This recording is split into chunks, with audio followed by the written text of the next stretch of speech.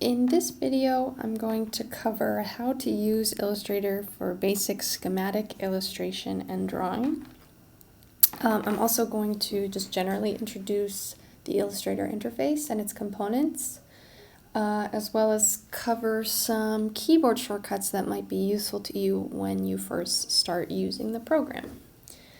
So, okay, let's go ahead and open Illustrator. So I use Illustrator CS6, but most of these features should also be available and look very similar in the Creative Cloud version of Illustrator, if that's the one that you have available to you.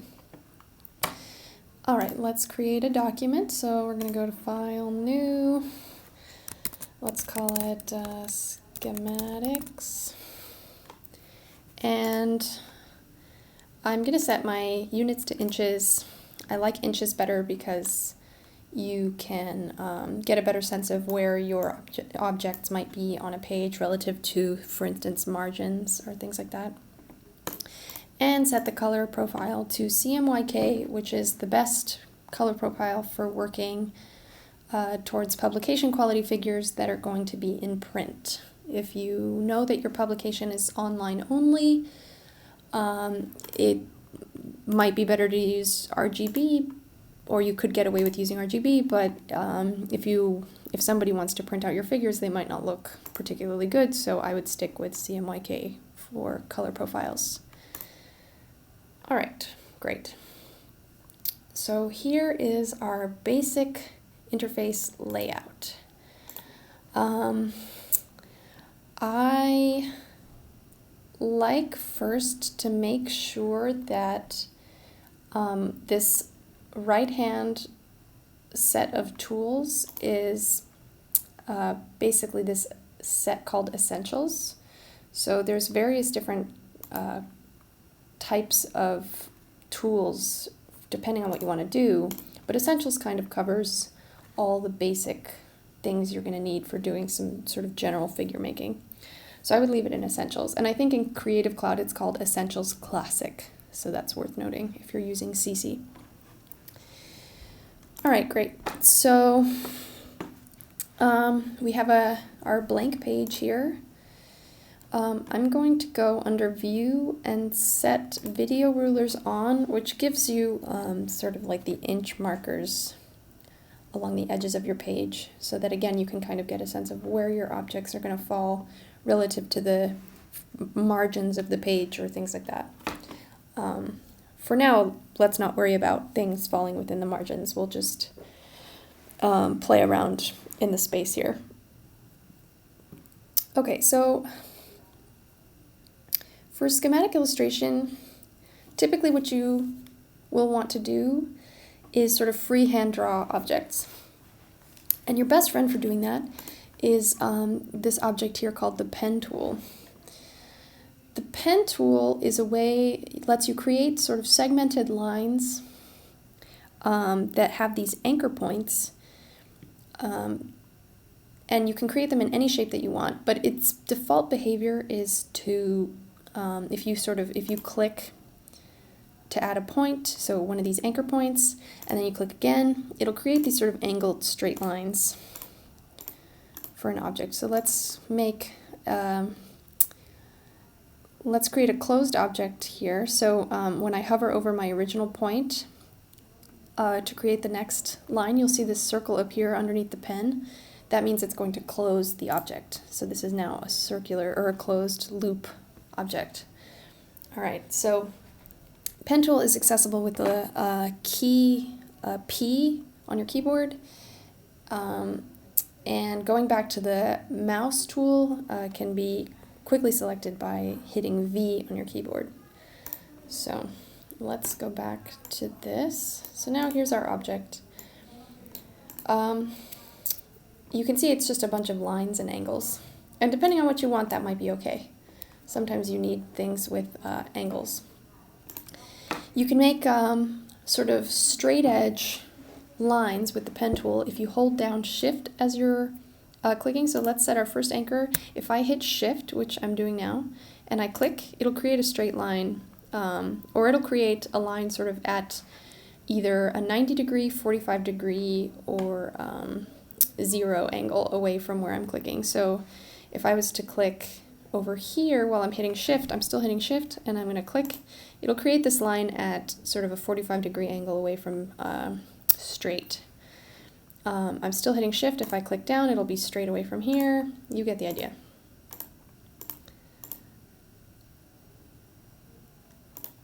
There we go. So that's another feature of the pen tool, is hitting shift will let you sort of align things to a more like straight angle. Okay, now typically when we draw things for biological purposes, they're not going to have angles or straight lines. So while this is good for sort of getting a basic illustrative schematic of what you want, it's not really going to look very nice in a final version. So instead what we have to do is we have to create shapes that have these sort of rounded edges, or these rounded corners, and are smoother along the edges. So there's a couple of ways to do that. I'll show you the first one, which you can implement immediately while you're drawing your object. So let's create a round version of this object here, or a smoother, like rounder, curvier version of this object. So as I'm clicking down anchor points with the pen tool, I'm going to click and drag instead of just clicking it down once. And that'll add these things called splines to your anchor point.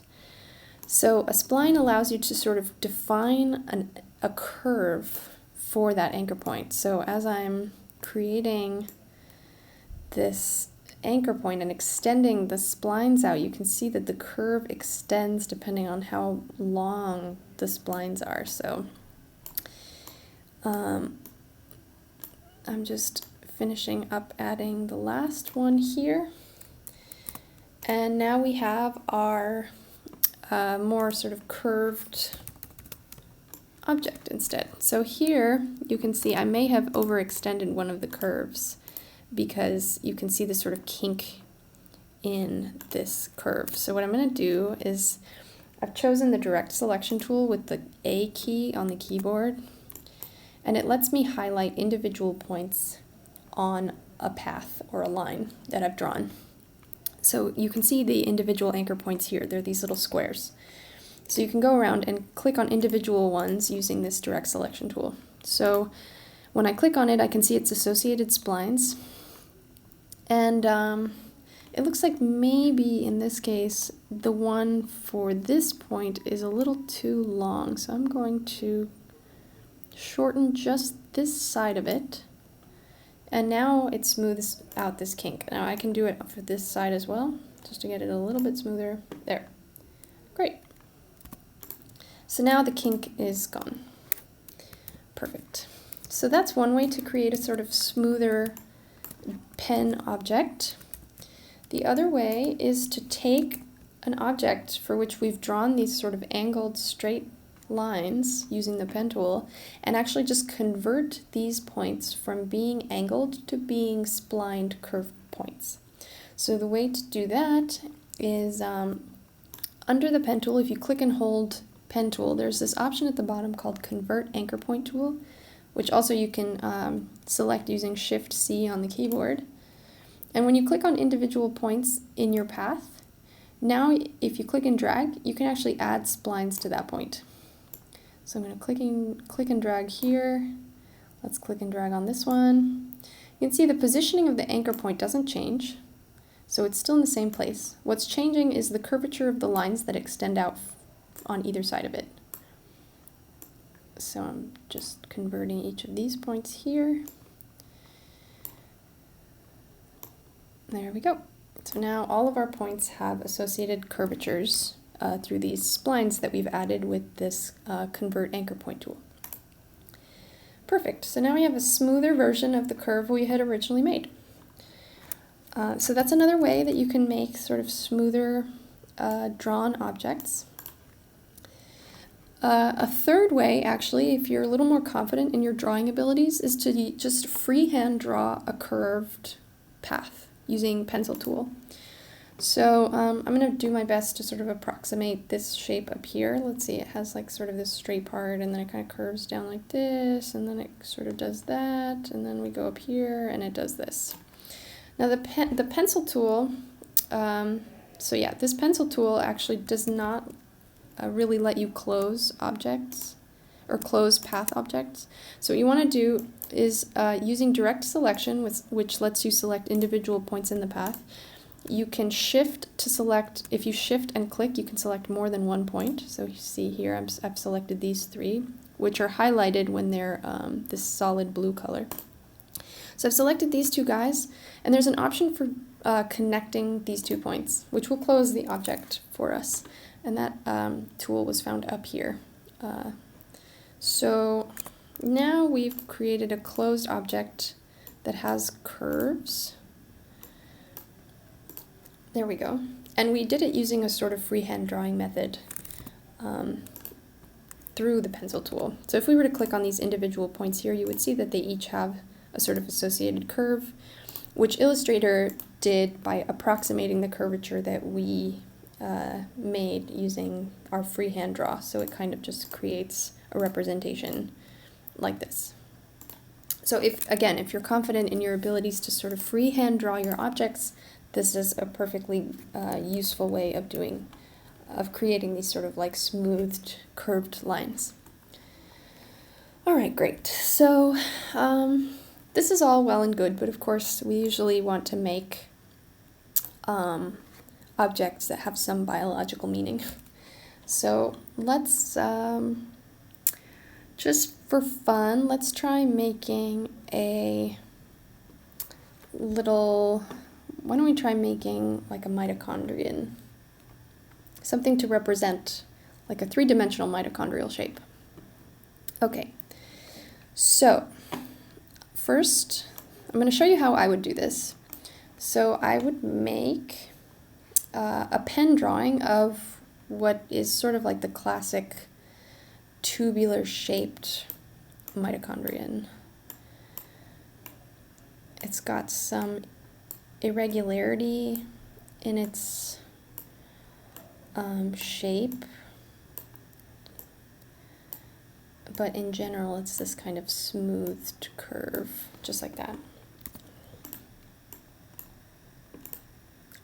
Great, so I closed the path at the end to make a circular object here, or a closed path.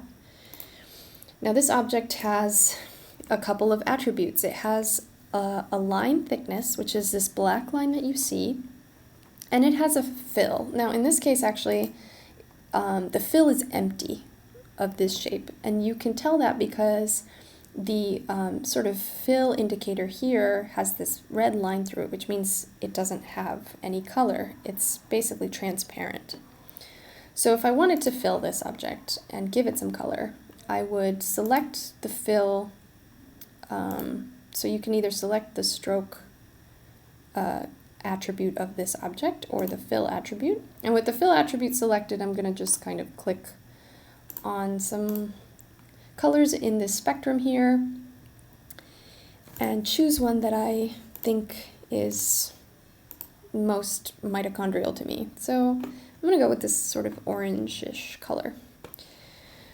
Okay, so this is the beginnings of our mitochondrial shape. Now I actually don't want this to have a line, so I'm going to empty the line. So I'm going to select the stroke attribute through here and then empty it by selecting this none category.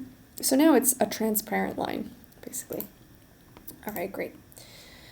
Now I said I wanted to make this object 3D, and obviously it does not look 3D until you start adding some elements of light and perspective. So one way to do that is to add a sort of like highlight gradient onto the object.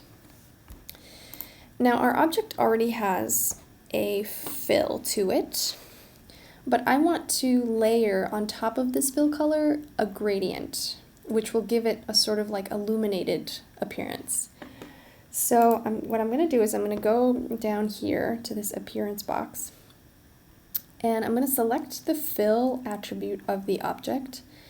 I'm going to create a new fill. So there's this option here to duplicate the selected item. So basically I'm going to create a second fill for the object. Now these are ordered in an actual meaningful way. So the fill that is on top is the one that you'll see sort of at the front of the object. So if I want to add illumination, I'm going to add it to this top version and keep the base color there. So basically we'll just add some, like a gradient of what looks like light on top of our selected fill color. So in order to do that, you can go into this box here under this second set of tools, go into gradient, and with the fill that you want selected, click on this gradient icon. And now we've created a gradient. Actually, so we have to make sure we have our object selected when we do this. So let's duplicate that fill again and now do this. There we go. Okay. So now we've created a gradient that sits on top of our fill color. Now the gradient right now is made up of a white side and a black side. And both of these sides currently are 100% opaque, which means you can't see through them, which is why we can't see the orange color that we selected underneath. So I'm going to set the white side to 0, so it's completely transparent now. And now you can see the orange coming out again. So light, since we want this to look like light shining on our object, we're going to have to change this black to white. There we go. Now, I don't particularly like this. It doesn't look like a 3D object yet, really. Like, I want it to look a little bit more cylindrical, like you might imagine a mitochondrion might be. So I'll show you how I would do this. So first, I'm going to try to get the angle of this light to match the angle that our shape sort of sits, which I guess here is maybe just off center. Let's try 60. 60 is okay. Let's start with 60 and see where we can get. So basically what I did just now is I changed the orientation of the gradient so that it's angled towards 60 degrees. So it starts at this sort of translucent side and goes up to the white color that we set at sort of this 60-degree angle. Okay, so I'm going to create a second color for our gradient. So there was this little plus tool here, and when I clicked, it created another color within our gradient space. So if we wanted to, we could change this just so that you can see for illustrative purposes what this might look like. If we were to change this to, say, blue, now we've got this blue component in the middle of our gradient with a white at the end. So you can see that here. So this is translucent, then it goes to blue, and then it gradients to white. But I don't want it to be white, or I don't want it to be blue. I'm going to change it back to white. And I'm actually going to make this one transparent again.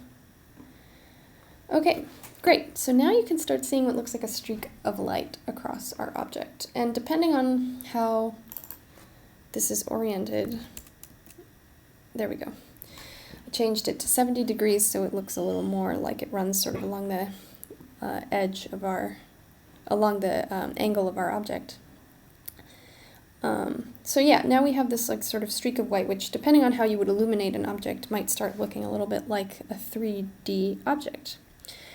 Now one of the cool things about the gradient tool is that you can actually change sort of the rate at which the gradient progresses across the object. So if you click on these little diamonds at the top of the gradient, you can sort of expand where the edges of the transitions are. So I'm just kind of moving them until it kind of looks like I've got this like smoothed, illuminated object here. And I'm kind of liking the way this looks. This is starting to actually look like a 3D sort of cylindrical object. This might be our cylindrical mitochondrion. All right, fantastic. So the way that we created this, just to remind you, is we changed the base fill color of our mitochondrion, and then on top of that we actually added an additional fill, which was a gradient of light that kind of goes across our object like this. All right, great. So I want to create like a little fancy cutout so that we can see the sort of inner membrane components of our mitochondrion. So I'll show you how I would approach doing something like that. So let's see. I'm going to draw using the pen tool. And the pen tool right now is going to default to sort of using the formatting of whatever object we were just editing. So before you start drawing, make sure you tell it that you want a different style as you draw this thing. So I just told it that I don't want any fill in whatever object I'm about to draw, but I do want a black line. All right, great. So I'm gonna draw in here what is going to be for me, what would for me be like sort of a cutout, like a three-dimensional cutout of the inside of the mitochondria. So let's say I place this point here, and I don't necessarily like where it is. As I'm sort of dragging the splines, I can actually hit Shift. Sorry, you hit the space bar, and you can sort of drag the point around to place it in a different location without changing the angle of the curve. So I'm actually going to maybe put it here. Yeah, that's maybe a little better. So there we go. We're going to do this. Okay, so you can see that our object actually does have an orange fill as we're creating it, and it's because objects that we make now will have two fills, and we chose to only empty one of them and not the other one. But that's okay. We can just work with this as we go. So let's see. I'm going to put this here like this, and then go sort of along the edges. And I'm going to go back and correct this, obviously, so that it looks cleaner once I've drawn it. So I'm going to go right to the edge of our mitochondrion here, like this. Presumably this is going to be what it would look like if we sort of cut out a center cross-section of our object. All right, so here is our little where our cutout is going to be, but I don't like it. It needs a lot of work, so I'm going to correct it as much as I can. Let's make this a little rounder at the top. I'm using direct selection tool to select individual points along the path. So I actually want this to be sort of a straight line or a straight edge, so I'm going to do Shift-C, which is our Convert Anchor Point tool, to make this one sort of a straight angled line, like that. Back to Direct Selection tool. I'm going to make a cutout that looks something like this. Not exactly right, but you get the idea.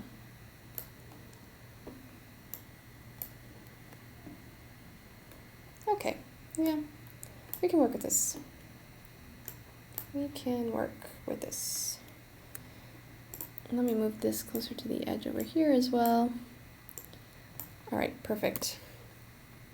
So just to illustrate what I was mentioning before, which is that our object has two different fills, I'm actually going to delete this lower fill, and now it's actually going to look like an empty object. So you can see whatever's behind it, which in this case is our illuminated mitochondrial shape. All right, great. So I'm going to do something here to basically use this shape that we've drawn on the inside of our mitochondrion to cut out a piece of our mitochondrial cylinder here. So to do that though, first I'm going to make this guy, this outer line of our mitochondria, and I'm going to make it follow this curvature here. So to do that, I'm actually going to add points along our line. So in order to do that, I'm going to hit the plus key on the keyboard, and it basically selects a tool of like the pen tool, which lets you add points along your path that you've drawn. So I've added a few points there just by clicking at various places wherever I want to add these points along the path. And now I can, using the direct selection tool, select these points and start moving them around. So this is how I would create this dip that sort of matches the internal line that we drew. Now I want this to be a sharp corner as well, so I'm going to use the Convert Anchor Point tool to do that. I'm going to extend this a bit, like that. Maybe bring this in a little bit, like this. Good, yeah. And put this here. Nice, okay, this is looking better. Cool, so now I want to hollow out our mitochondria. Now I can do this by either actually cutting out a piece of our mitochondrial cylinder here, or I can actually just fill this shape with solid white, like that. And I can get rid of the line so that it looks a little bit more hollow, like that. Great. Now you can see what looks like sort of a 3D cutout or cross-section of a mitochondrion. I'm going to move this like this so that it looks more cut along. There we go. Perfect. So now you can get a sense of what I did here. Sometimes it's hard to know where you're going to end up when you're doing these manipulations. It sort of has to come together at the end of the process. All right. Great. So let's now create sort of an inner mitochondrial membrane space. Now this is going to be a little more free-handed, so I'm going to use the pen tool, just basic pen tool, to kind of draw like this sort of curvy. Okay, so we can't see anything here because we actually haven't told this that we want it to have any stroke, so I'm going to change it to tell it I want a black stroke color. We can also make the stroke color whatever color we want, but in this case I just want it to be black. So then keep going with this. So let's see, something like that. And I'm just sort of like placing and curving points along this path as I'm going. Let's make it a little irregular. We don't want it to look too clean because, you know, biology is never like that. So cool, we've got something going here. Let's add last one just for fun. And now we're going back along the edge. Now this is the kind of illustrative work that can be a little more tedious, where you just have to sort of create as you go. Cool.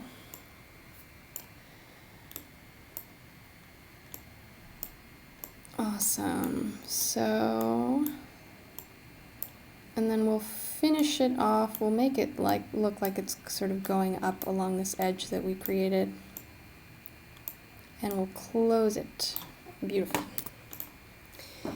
All right, so it obviously looks a little two-dimensional for this lovely 3D outer shell that we've created. So what I'm going to do is I'm going to sort of create some drop-down lines which give the impression of a third dimension. So I'm going to use the pen tool again, but you can also use just the straight line tool for what I'm about to do, because I'm actually really just going to be creating sort of straight lines. And I'm going to drop, so I'm going to click and then I'm going to hit shift. Oops. Actually, I'm going to hit shift and then click the second point. So that basically creates like a perfectly vertical line. So I've got this point selected at the bottom, but let's see.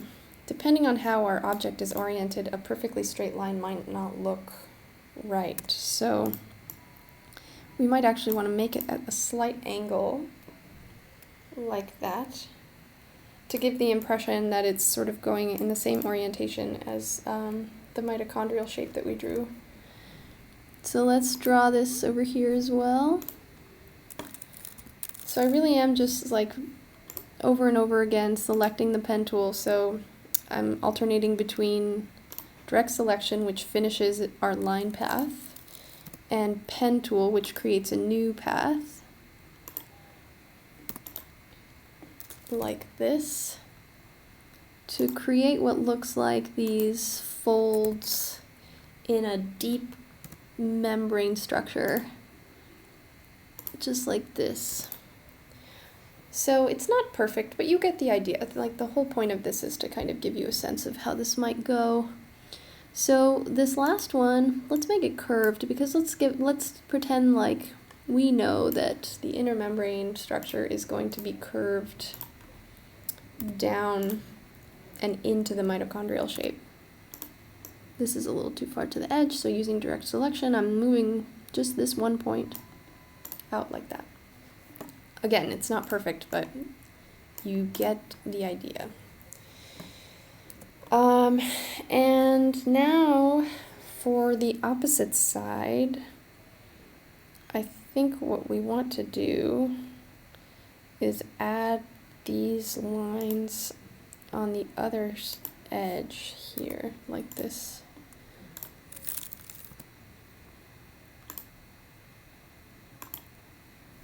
Oops, so let's make sure that we can actually see our lines. And these don't follow, so I'm using the keyboard arrows to move these 2 points that I've individually selected using direct selection tool, so that I can orient them in at the right angles, at the correct angles, I would say, to match our other lines here.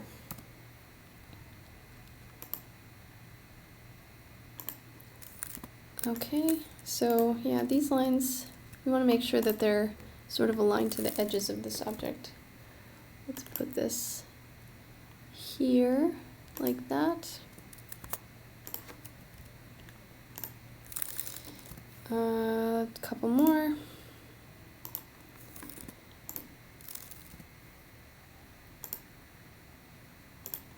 Great. Okay. Oh, well, this one kind of is meant to fold up and into the space, so I'm going to leave it where it is for now. But you get the idea. So now we have these like sort of folds in our inner mitochondrial membrane. And you can start to see some 3D structure here. Now, obviously all of these things, all of these illustrations are meant to just represent objects. So let's be impressionist about this and say that we get the impression here of a 3D mitochondrial structure. Therefore, we've done a good job. All right, great. So, something like this. Now, of course, these folds or edges of these folds are presumably would have some sort of shading, because then they give the sense, this sort of impression of depth. So I'm going to create some shading into these spaces here. Now, the only problem with doing this, or with the way that I've specifically chosen to do this, is that I created these line segments. And line segments, while you can give them a fill color, if there's no curvature in your line, you won't actually see the color because it's just a straight line. There's just a straight line. There's nothing to fill. So what I instead want to do is I want to fill the spaces in between segments of lines that I've drawn across the whole object. So in order to do that, what I'm going to do is I'm going to create something called a live paint object. So I'm going to select all of my line objects. So if I click on this, I've only selected this sort of curvy set of lines here. I haven't selected these individual straight lines that I've drawn. So in order to select all of them together, what I'm going to do is I'm going to go to this select menu here and go to same and select things by stroke color. So basically what I'm telling Illustrator is that I've highlighted this one inner membrane object which has a black line. I want Illustrator to select all of the objects in this document that also have a black line. So it's going to select all of the lines that I've drawn here. Now another way to do that quickly is there's this select objects button at the top toolbar here, which lets you do sort of the same thing. There you go. So now I've selected everything that has a black line. I'm actually also going to select our inner membrane cutout shape, and I'm going to create, under object, I'm going to create a live paint object. Now live paint sort of takes individual path components and it understands the spaces and segments that exist between them. So this sounds a little bit complicated, but I'll show you what this means for our ability to sort of add color to these segments. So I go under, so there's this shape builder object which has a couple of options underneath it. If you click and hold this, you can select something called Live Paint Bucket. And the Live Paint Bucket lets you sort of highlight individual segments of these live paint objects that you've created so that you can sort of fill them with color individually. Now right now, the little square that hovers above the paint bucket is the color that it wants to fill into these spaces. So I obviously don't want them to be white, so what I'm going to do is I'm going to change the color here. So let's go back to our just direct selection. I'm going to, let's see, what would I want to fill this? I suppose we can just keep it white. No, let's make it like a dark red. Not too dark, like this should be okay. Let's try something like that. So I'm going to select my live paint object, and live paint objects have these funny sort of stars at their corners and edges.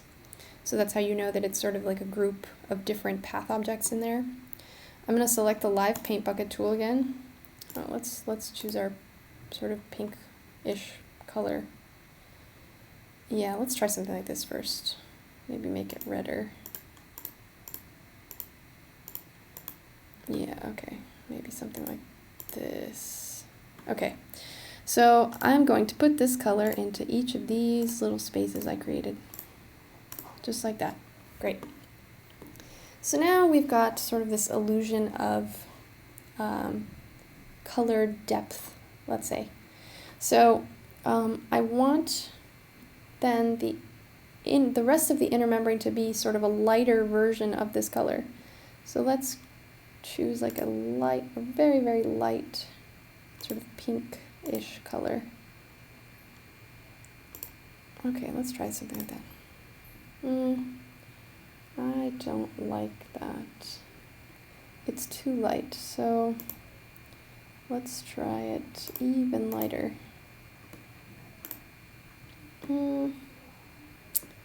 It's getting a little better.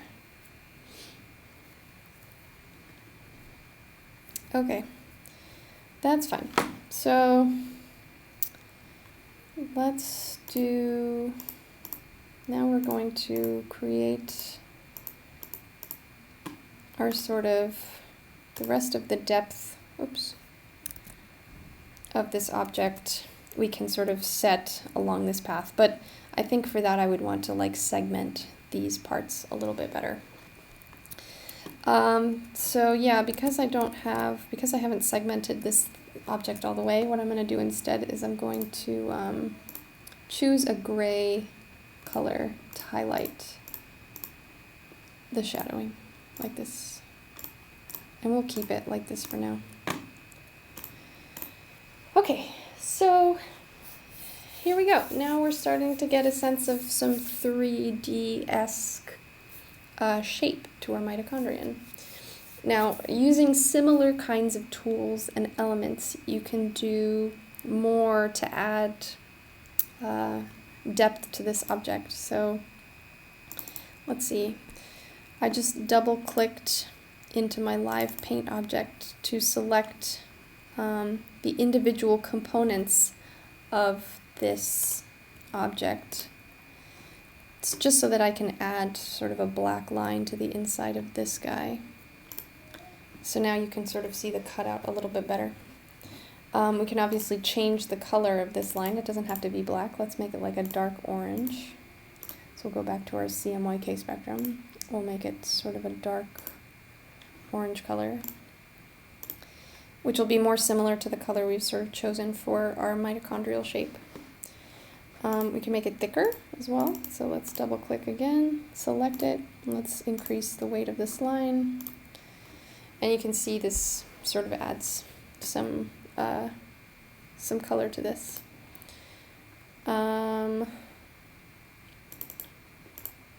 Maybe we can make our line segments also a sort of orange color. Let's see. Well, we'll leave it like that for now.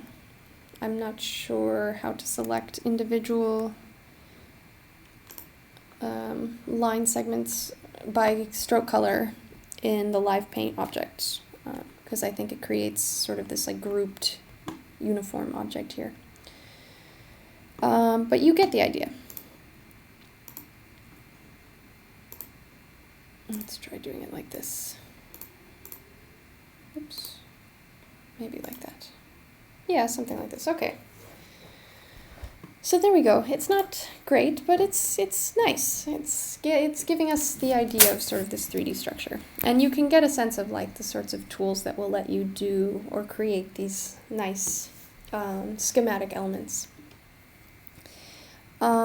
So I will now sort of show how you can draw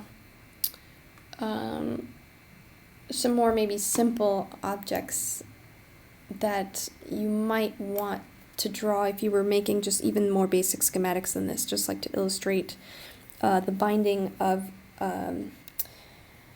let's say, a receptor with its ligand or something like that. So there's a couple of options for drawing sort of simple basic shapes in Illustrator. So there's under rectangle tool, there's a bunch of different kinds of shapes you can draw, and you can create these like new 2D shapes by just clicking and dragging to sort of indicate what size or dimensions you want the object.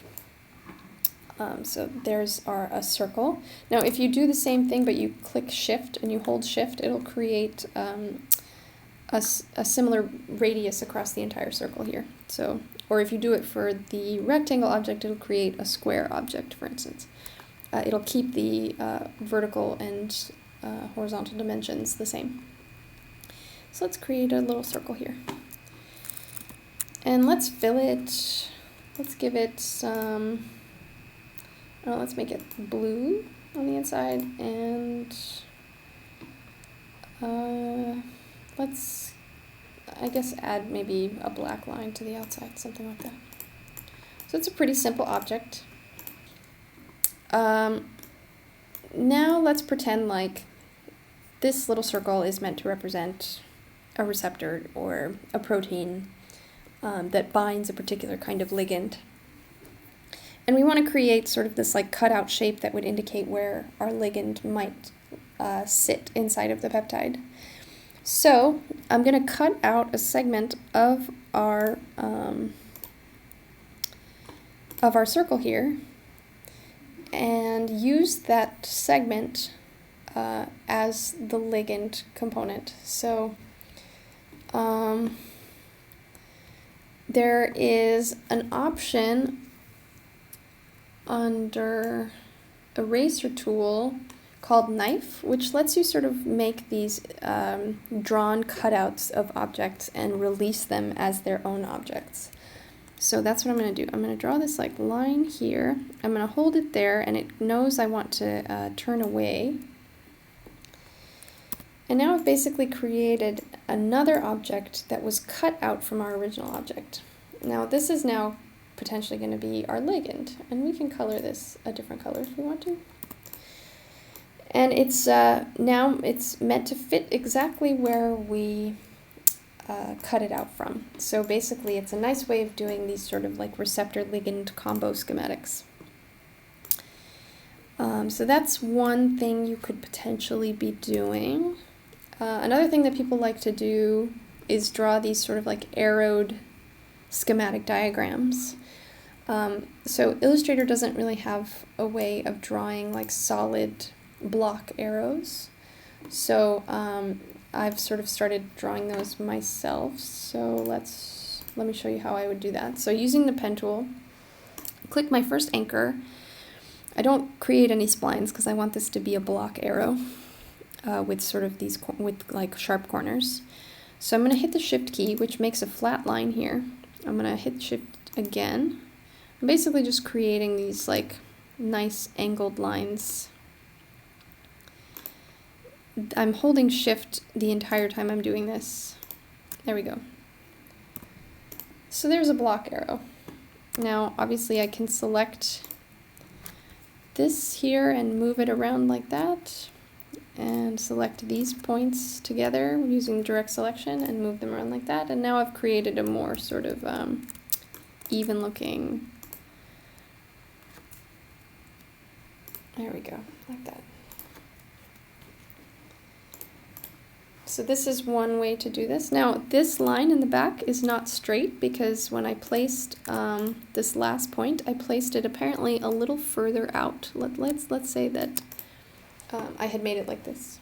So if I wanted to make these two lines, if I wanted to make this line perfectly 90 degrees, what I would do is sort of align these 2 points to each other. So I'm going to tell Illustrator, first I'm going to select using direct selection. I'm going to select these 2 individual points, and I'm going to use Illustrator's alignment tools to get them to be perfectly in line with each other. So I'm going to have them distribute horizontally aligned to the right hand point like that. And now they're perfectly straight. So alignment is a very important thing to know about because you're going to use it a lot for arranging different elements of a figure. Not just when you're drawing schematics, but typically when you're arranging multiple panels, aligning things to each other is very important and very useful to know about. In this case, we used it to align 2 individual points at the end of an object so that they were in a straight line. All right, great. So this is a block arrow, and let's say we wanted to put some text in it. So actually I'm going to make a little bit of room. 1, 2, 3. 1, 2, 3. I'm going to make a little bit of space so that I can write some text inside this object. So I'm going to keep the text dissociated from the arrow for now in case I want to do something to it outside of editing the object. So let's write something here like the arrow is going to be something like CMV. Let's pretend it's a promoter. So text objects that are made by sort of clicking once on your document and then typing are going to be sort of their own object. They're not going to be text boxes, which means that when you change the dimensions of this text object, I'll zoom in so you can see this, you're going to sort of stretch out the object as if it were any other illustrated object. So be careful when you're resizing text objects, because if you've sort of created the text object by just clicking this text tool once and typing, it's going to treat it like an illustrated object. Okay, so I'm going to undo so that I can, there we go. So yeah, just be careful. It's better to resize text by actually changing the font size up here at the top. So let's say we wanted to make it like this and make it bold. Oops, just regular bold. There we go. Now something interesting about text is that text is actually colored by its fill, not its stroke. So if we were to add a stroke color to this text, you can see that it basically creates an outline along the text, as if it were as if it were an outline of your text. So we don't want that. We usually keep the line or the stroke of text empty, and instead, if we want to change the color, we change it through its fill, just like that. Now I want my arrow to sort of be the same color as my text, so I hit the I key on my keyboard to select this eyedropper tool, which allows you to select colors and formats of other objects in your document and transfer them onto whatever object you've highlighted.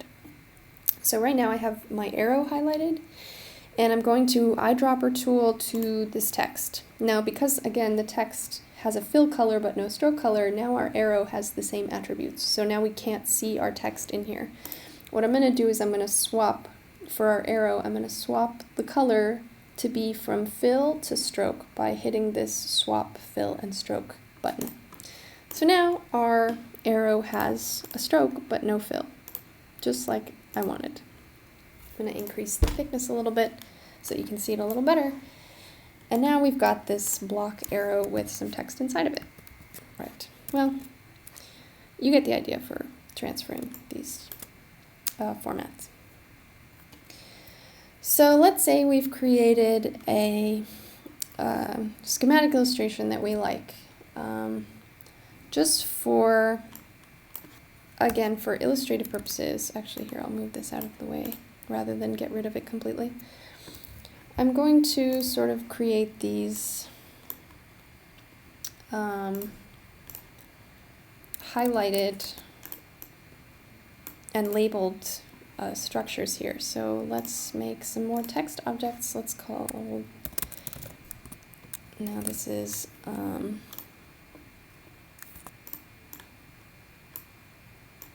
like that. So now I'm indicating that, you know, this object here is the matrix of the mitochondrion. I'm going to hit the Alt or Option key. Depending on Mac or Windows, it'll be either Alt or Option. I'm going to click, so as I'm hitting this key, you can see that a sort of duplicate little arrow icon pops up. And that tells you that you're about to duplicate whatever object you click on. So I'm going to click on this text object. I'm going to drag it out while still holding Alt. This is important. Keep Alt or Option held down, and then release the click, and you've created a duplicate object from whatever you've Alt or Option clicked. So let's do intermembrane space, and that's this guy. So let's format like that. So I just selected eyedropper tool using the letter I.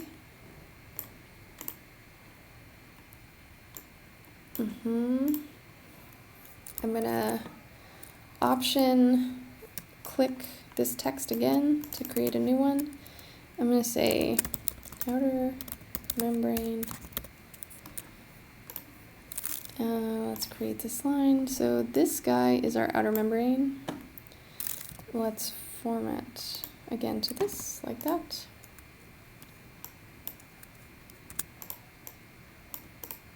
All right, and we have one more.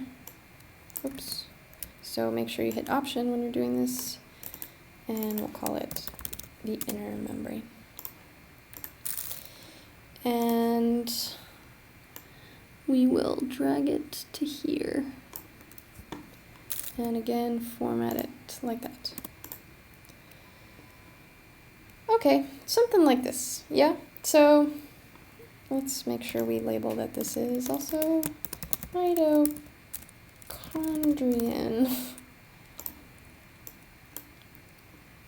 All right, perfect. So just to be consistent, we'll make sure that everything is capitalized properly. Okay, great. So these guys should never be bigger than the sort of title label. So I'm gonna decrease their size a little bit. There we go.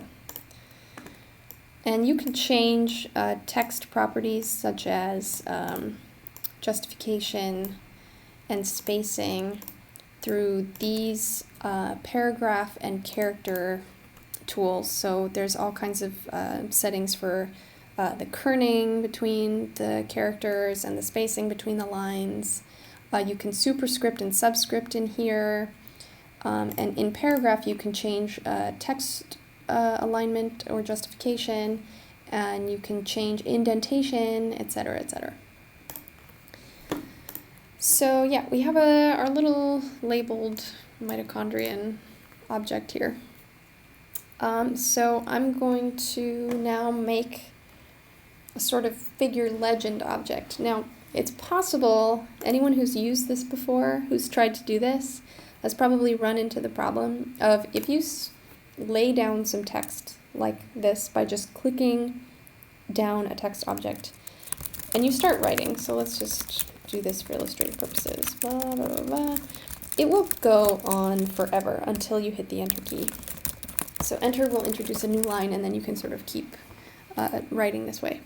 But you end up with this, again, like singular text object that is this mess that you can't really modify very well. So instead, when you create a text object that's meant to be sort of like a paragraph of text, what you want to do instead is click and drag, and you'll make a text box this way. Now when you start to write, and you reach the end, it will actually just automatically go to the next line. You don't have to hit enter. A text box object like this can be resized without changing the text size or dimensions. So this is more typically what you want when you're going to make a figure legend. And you can hit enter, you can do all sorts of things, blah, blah, blah, blah. You can, select your text and do the justification thing, change it to be whatever you want from within here. You get the idea. You can also change the dimensions of the box in the lateral direction, and it'll basically adjust the line spacing. Now this is useful for when, for instance, you want to specify that, let's say I need my text object to be within 1 inch of each of the edges of the page so that it fits inside the margins. Since we know our page is 8.5 inches wide, we can set our text box to be 6.5 inches wide. Let's make sure it's not, okay, I'm going to undo this here, resize it. So clicking this button here breaks the width and height aspect ratio constraints. So if you don't want, if you want to maintain aspect ratio, you want to have this selected. You want a change in the width to also make the sort of corresponding change to the height, but we don't want that here. Right now we just want to change the width. So we make it 6.5 inches wide, and we want it to be centered in our page. So I'm going to select our figure legend, and I'm going to choose to align it to the artboard, which is essentially, in this case, the page. So now, whatever alignment we choose will align to the page. So I want it to align to the center of the page, just like that. Hopefully you saw that change there. Great, so we've created our text box object, and let's actually write something. Schematic illustration of a mitochondrion with outer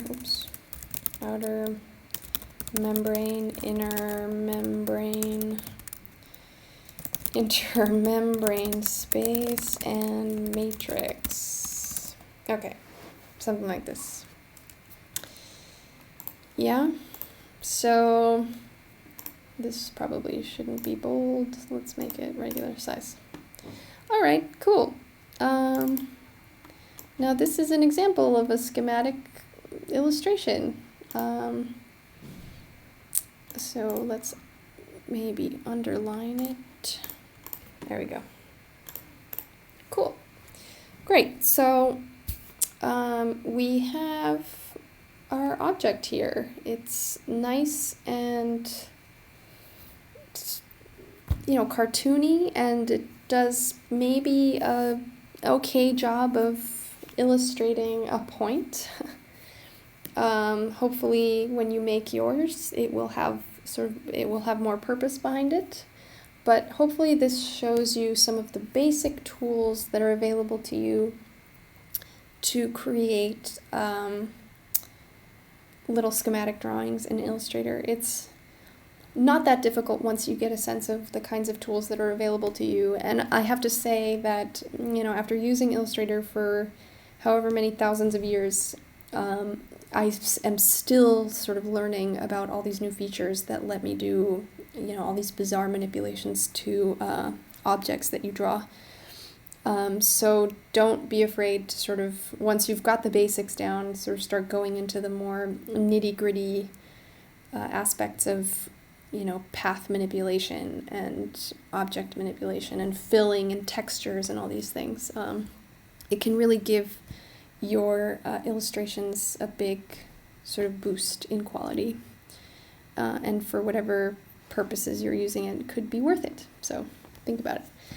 Anyway, so that was some of the basics. In the next video, we'll get a better sense of how to use consistent coloring across different figure panels in a document, and how to import figures and graphs from other sources and manipulate them so that you get sort of consistent styling and quality across all the panels. We'll also cover how to create clipping masks for these figures and images, and a little bit more about sort of the different components of the interface that Illustrator lets you use. So great, thank you very much, and see you next week.